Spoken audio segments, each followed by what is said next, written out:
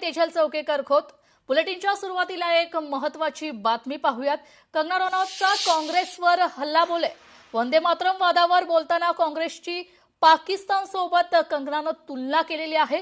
पाकिस्तानच्या लोकांनाही एवढा त्रास झाला नसेल, काँग्रेसने स्वतःचं हसू करून घेतलंय, असं कंगना रनौत म्हणते।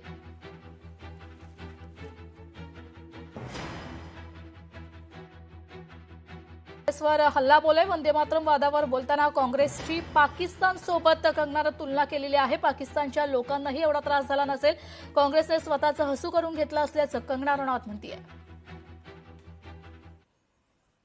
वंदे मातरम जो है वो भारत की चेतना का जो है, मैं कलाकार होने के नाते मैं समझ सकती हूँ कि एक कला का, एक कविता का क्या प्रभाव होता है जनमानस पे, लेकिन उसका इतना उससे चिढ़ना, इतनी नफरत, और वो भी इतना उन्होंने कैमरा की ना परवाह करके उसको बंद कराने के लिए, जैसे मानो मैं कहूँगी कि इस तरह से उनमें तड़पन होने लगी कि जैसे कोई, मैं तो कहूँगी कि पाकिस्तान के लोग भी इतना नहीं तड़पते हैं जितना कि वो लोग अपने तो देख के। अभी तो खैर पूरे हंसी का पात्र पूरे देश में बन गए हैं, लेकिन कांग्रेस जो है, मैं कहीं ना कहीं कहूँगी कि बीजेपी विरोधी बनती बनती अब देश विरोधी बनी।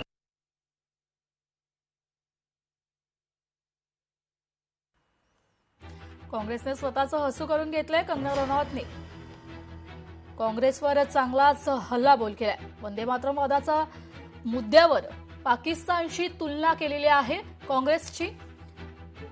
पाकिस्तानच्या लोकांनाही एवढा त्रास झाला नसेल, काँग्रेसने स्वतःचं हसू करून घेतलं, असं कंगना रनौत म्हणते।